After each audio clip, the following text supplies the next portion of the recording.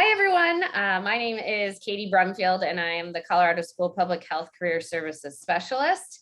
And today I am talking with Toija Snodgrass. Toija graduated from our school in 2012 with her master's in public health in epidemiology. Hi, Toija. Hi, how are you today, Katie? I'm great. How are you? I am well, thank you. We were just talking that Toija was part of our first class as a school. Yes, What was very that exciting. like? It was awesome. It was like a new frontier, and we were kind of like the guinea pigs to figure out what worked, what didn't work, which ended up giving us like a plethora of experience. So it worked out beautifully. That's awesome. Toija, what's your current job title and where do you work? Current job title, I'm the CEO of the Lupus Foundation of America, Indiana chapter. And I started January of this year. Oh, congratulations. So you're coming up on your year. Yes, thank you so much. Could you describe to us what a typical day is like? And I know that's a loaded question, but just tasks you work on, skills you use, majority of your job, things like that. Oh, sure. Well, in this role, there's a huge fiduciary responsibility to make sure that financial health is in place. So I'm always looking for partnerships. I also do a lot of analysis. So that's where the EPI comes in to figure out what has worked past years, what hasn't, what our constituents need. I also, of course, support the staff and, kind of serve as the think tank for problem resolution. I work heavily with the board for us to design programs and just to make sure that we're servicing the needs of the constituents. So that involves a lot of one-on-one with our patients, which I love because I can do programs all day, but if it's not going to meet the need, then it's not very effective. So I like to ask them, what do you need? What would you like to see us do? And it works quite well. Awesome. What are some challenges you faced in your career that are this position? Coming in post-pandemic, well, when pandemic was at an all-time high, pivoting was huge as far as how do we fundraise, how do we get people out again, how do we get people comfortable. So we kind of danced around with our virtual audience, and then we, saw that fizzled. People are just kind of zoomed out. Yeah. No pun intended. Yeah. And they're just like, we want to get out again. So Yeah. we just took a leap of faith and we did our fashion show in person 2 weeks ago, and there was 250 people in attendance. It was so wildly successful, so beautiful. That's amazing. Yeah, and it features lupus patients, having a day to not feel sick and just be beautiful, men and women, and to just radiate, and show their strength in their warrior and their fight against this awful disease. So it was amazing. And I think, people just wanted us to go ahead and trust, let's just do it again and we'll take the necessary precautions. So that worked very well. So yeah, super exciting. Oh, that's so exciting. Wow. Yeah. So in this almost year that you've been in this role, what's something that you're really proud of or that you've achieved? I mean, obviously this fashion show is a great one. Yeah. Anything else? Yeah, I certainly can't take the credit, solely for the fashion show. I just try to help move the wheels, but I'm proud that prior to my arrival, there had been a deficit. Well, I'm not proud of that, but I'm proud that now we are in a surplus after 3 years of being in deficit. And, I just really try to be creative and I love to collaborate. And I think that's a powerful combination because you can just really navigate through any challenge that comes your way if you have the open heart and mind to do it together. So I'm very proud of that. I'm also very proud of a new grant that we acquired with Arenia Pharmaceuticals to start a patient navigation program. And that is designed to bridge the gap and address those social determinants of health so that we can help these patients better manage their disease. They lean on the ER instead of relying upon their own strength and empowering to properly take their meds, to take them when they feel well, to be forthcoming and honest with their providers. So, provider will say, are you taking your meds? Yes. And so we say, well, what does that mean? Yes, when I need it. Yes, always as you prescribed. And so, Yeah. really digging deep. And this opportunity, it was only given to 5 organizations in the country. So we were so pleased that we were able to garner this support. Yeah. And it was a grant that I wrote in 2 weeks. Sometimes you just, sometimes it's like, I need 6 months for this. And it was like just a really a great opportunity that happened all of a sudden. And they said, we're so sorry about the short timeline, but if you can crank it out, I think it will be worth it. And I'm so glad, those 2 a.m. mornings, it was worth Wow. it. Oh my gosh. Yes. Oh my goodness. Probably the quickest grant I've ever written in my life. Wow. Well, it paid off. So that's amazing. Wow. Definitely. Could you tell us about your career path? Like what led you to public health Yes. and then to this position that you're in today? Yeah, absolutely. So after graduating from the School of Public Health there at the Anschutz campus, epi that was my world. I wanted to start in epi. So I started as a tobacco epidemiologist with the State Department of Health here in Indiana. And it was great because I got the foundation as a professional in epi, but I also was able to interface with patients and clients and physicians and other organizations. And I loved that aspect of it because the numbers tell the story, but then what happens after that? I wanted to be part of the delivery to the community too. So that role kind of allowed me to branch out. So from there, I kind of migrated toward roles that would allow me to do both. So I went to the American Lung Association and I was the manager of health promotions there. And I was able to, create a role for myself, and that I was able to do epi as well as the community health aspect. And then they experienced some drawback in their support. So they did some layoffs. And then I kind of experimented with the pharmaceutical world. I'm like, I can use epi there. So that worked well. And then they had a layoff. I'm like, no. Okay. So just keep pivoting, just keep being, positive. And I just kind of took a break and I just started teaching for a while. So why not just impart some of the knowledge that I've gotten and help others. So I've been teaching bio and stats and those things. And so then, I'm like, that was a fully remote position. So I'm like, okay, I kind of want to get out of the 4 walls again. Let's kind of explore what that next level would look like. And I thought, the skills I've garnered, why not shoot for a leadership role? Why can't I help create some programs and do make good use of all of the training and learning that I've acquired? And so this role came up and it was 85 applicants. You looked on LinkedIn and it was like, how many applicants? And I'm like, oh, no way. I don't have a chance. That's a huge pool of people. And something just said, just try, go for it. So, I applied. 4 weeks passed, 5 weeks passed. I'm like, I don't know, maybe that. Then I get a call. Hey, we want to talk to you. And then it just progressed. And I was so humbled, so elated when I was selected as CEO of this amazing organization, and just be able to make the impact and see the patients growing and living. Some have survived lupus for 25 years. And for me to come in and just help them continue as we move toward a cure has been so rewarding. And, I'm so thankful for the education I received because although it was an epi basis, they'll let you integrate whatever you want. If you want to double major, you can. If you want to say, hey, this semester, I just want to focus on learning more about biostats, do that. So I adored the flexibility. Adored it. My advisor was amazing. She let me be as creative as I wanted to be, and she still kept me on track. But yeah, I couldn't be more pleased with the education I received there, truly. Wow. It sounds like they're really lucky to have you, though.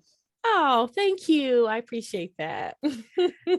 I mean, yeah, gosh, being able to have that epi lens, I feel like, and the public Yeah. health lens in Yes. a very important leadership role, I think is so, so valuable. Yeah. Thank you for that. Thank you. What was it, or were there any classes or your practicum or any experience while you were a student that really helped prepare you in this role? Oh, yeah. Yeah. Absolutely. I think I had like a behavioral health class Mhm. that was like awesome for me because I said, well, we got to figure out why people are not achieving their best health, and let's figure out what are their barriers, etc. So that was Yeah. awesome. And then when I started getting more of my epi concentration and went into advanced epi and learning, you know, what risk factors are in place and why certain communities have a proclivity to certain diseases, etc. Yeah. That gave me great insight. And so I said, well, it's time to do an internship. Before I did my practicum, I said, let me just try an internship.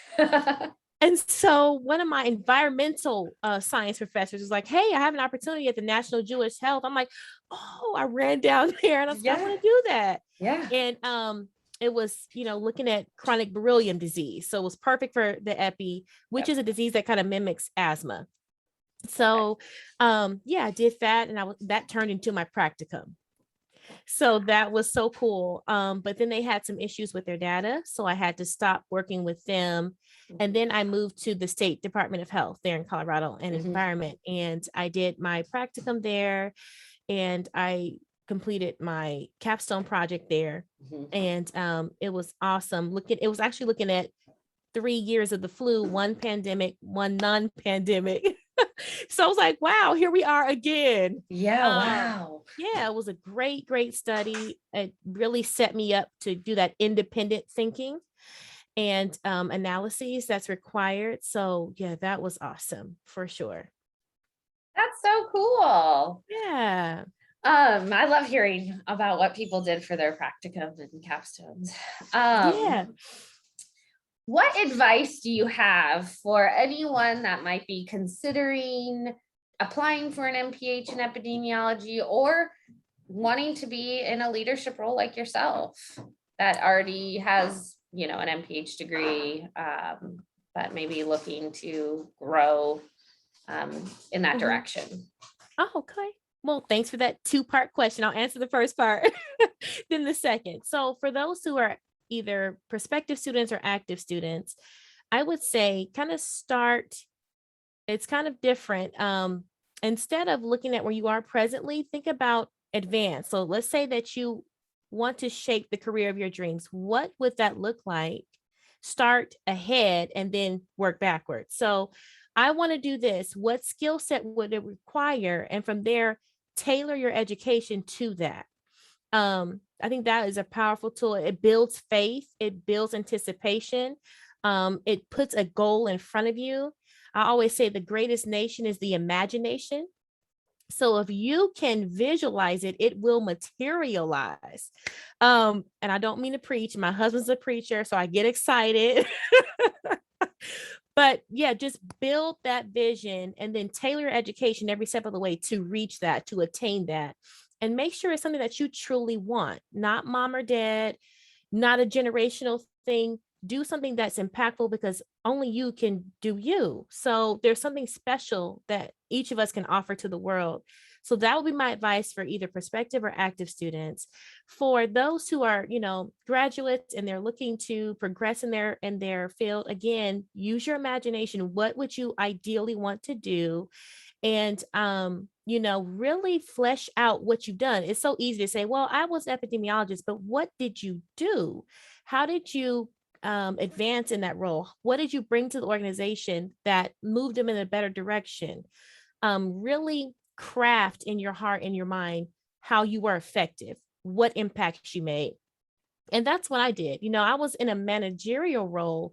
I just made this quantum leap to a C-suite position because I really examined, hey, I've accomplished a lot here and I need to convey that, you know, not arrogantly, but just, you know, humbly and graciously saying, hey, I know I can do this. I've done it before. I may not have had the title, but I have the skills and I have the passion to do this. I would say, you know, leaders should be someone who people desire to follow and not must follow.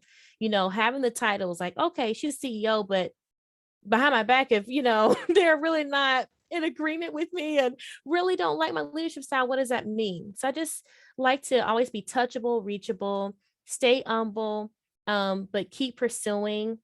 I would say always be grateful, never satisfied, and that you just never put limits on yourself. Just always, you know, say, I can do this. I believe in myself. I believe in the education I've received, and I want to make a difference with those tools. I could listen to you talk all day. Oh, thank you, Katie. I know I can get a little long-winded, so I No, apologize. you're very like motivational. Oh, thank you. That was very inspiring. Good. I'm so glad. Because, I think a lot of times we see these positions, and like you said, when you applied, you think, I can't get that, or they're never going to choose me. And it really is believing in yourself and your skills and absolutely, and who, and your passion. I mean, because I yes. think, I'm sure it was a pretty rigorous interview process. Yes. I think it was like 4 rounds. I lost count. Yeah. Yeah. Those roles take quite a bit of time to interview for, but I think those positions really look for your leadership style and that passion. Absolutely. And of course, your skills, but yes. What would you say, as a leader in this role, what is your leadership style, and is there leaders that you look up to? And again, that's a 2-part question. Sorry about that. No, don't be sorry at all. I would say my style is kind of, I guess, multifaceted. So I'm approachable and I love to collaborate, but there are certain times where I have to make executive decisions that speak to the health of the organization. So, sometimes restructuring programs, restructuring expenditures, those things are the unpopular parts of the job, but it has to be done. So just having a business mind to look at a panoramic view, if I do this, what would be affected by it? Just looking at that trickle down. So I think that's part of it. But I always just try to remain humble in whatever decision I make. And I really like to think things through. So just being methodical and try not to just, fire off. I also, interfacing with the board, you basically have however many board members, they're all your boss pretty much. So you, instead of 1, I currently have 9. So, sometimes you get varying opinions, but just trying to bring everybody to the middle and, validate both sides of schools of thought and just being open and, just not easily offended if some of my ideas are rejected. Just say, okay, we'll table it and we can maybe revisit it later. So I think that's probably my leadership style, just try to be blended as much as I can. And then the other part of your question, I'm sorry, would you repeat that? No, it's okay. I kind of forgot to. But I think what I was curious about is, what leaders have you looked up to that have helped you? Thank you for that. I have looked up to my husband. He is a preacher and he is also in the health field. And I think he is so approachable and so loving, but he's so strong all at the same time. So like he has a very strong presence, but when you talk to him, it's nothing but love. And I'm like, because when we first got married, I had sharper edges. Not as sweet, the voice was sweet and all that, but sometimes I just get really stern. And it's like, okay, Latoya, you need to refine that. And so just just being humble enough to understand my shortcomings and hey, he has a strength in this area, why don't I glean from him? I also have recently adopted a lot of teachings from Bob Proctor. He's a philosopher and just a thought leader on how to lead your best life. And a lot of it resonates with my faith. I'm a Christian and it just really fleshed out, who we are and who we're called to be. But of course, Jesus Christ is my number one. Just to make impact the way that he did, walking and teaching them this earth and revolutionizing this earth. I'm like, I can do that. Maybe not on this big of a scale, but whatever vein I'm in, I know I can be impactful. So I would give credit to those 3. Of course, my parents, they pushed me every step of the way, but sometimes mom and dad's kind of shape you the way that they envision. And then when you step outside of their mold, they're not as big as a fan, but they have always supported me. So yeah, that's been my core and has kept me grounded. That's awesome. Thank you for Thank sharing. you. Absolutely. Well, I think that wraps up our interview today. Is there anything else you'd like to share to the future of public health leaders that we missed? I don't know if we missed anything, but is there anything else? I don't think we missed anything, but if I can just impart anything, I would just say, you know, to me, public health practitioners are like physicians for a community. So yeah, instead of that one-on-one, like you are a doctor for an entire community. I So love that. really, I yeah, really do love just that.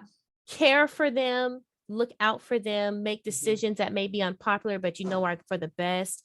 Just having that courage to be the voice and not an echo. Yeah. It's easy in this time to just take a back seat and fold into the background and say, well, this is happening. But if you know that you can make change, don't hesitate to try.